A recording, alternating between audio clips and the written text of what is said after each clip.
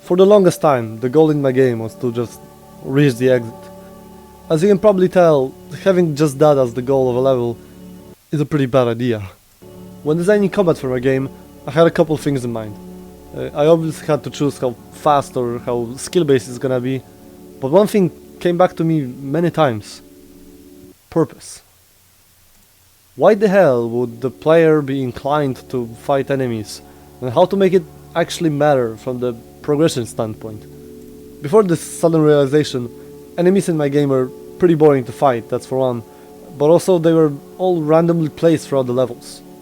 The player randomly stumbled across them, and when the enemies detected them, an alarm would be set to make all enemies in the radius go in and fight the player. The player had the option to either ignore the enemies and run forwards, wait for an enemy to slowly move away from others so it wouldn't alarm them, and then slowly destroy it. Or they could have played this way too. Yeah. This was undesirable. That's why I went back to the drawing board and decided to look for games and how they do their enemies. I think the biggest inspiration for the current enemy system are the Batman Arkham games. What I took from those games was the concept of attack order. The way the encounter manager works in RoboSamurai is pretty simple. Each enemy has a boolean called available for action. This ensures that the enemy knows whether it can attack or not, and that the end manager can freely choose which enemy should strike next.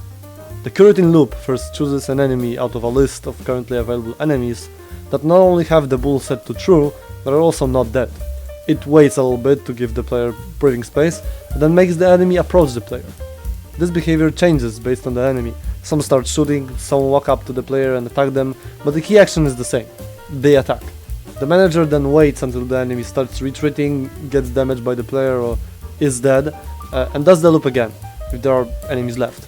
This is incredibly simple, but in practice assures that the player can manage the enemies and makes the combat feel more realistic.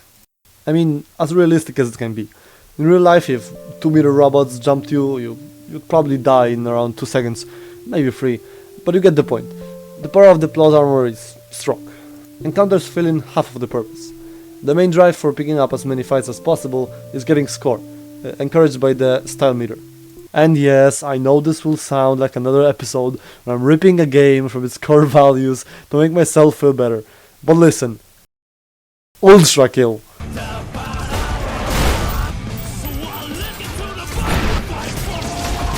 In Ultra Kill, being badass matters.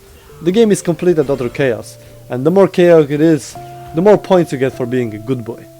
I wanted to emulate this feeling of constant chaos in my game, and failed. I realized what makes Ultra Kill what it is. For starters, that game is a first-person shooter. You can constantly shoot things and parry things, you can do all of the shenanigans of a movement game, while also shooting everything up and throwing shit around. That is achieved by the fact that you don't see the robot's body. You only see the hand that freely moves with the screen, so no matter what position you're in, you can perform the same actions as you normally would. In swordfighting games, this is just not the case. Animations for impactful melee attacks require the whole body's work. You just can't do this. That's why I dropped the total chaos idea and decided to focus on making the game as dynamic as it can be. If you want to learn more on how I achieved this, go see the previous devlog, there is way too much to explain here. After finishing the combat, I thought to myself, now, what if there was a way of measuring how well the player manages encounters and performs in the game?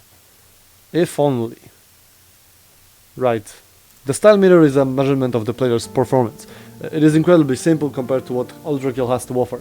You hit the enemy, the game checks whether you chose the weak stance of the enemy, and you get points. The meter is constantly dropping as you go, so speed matters. What also matters is not getting hit by enemies, and performing successful dodges.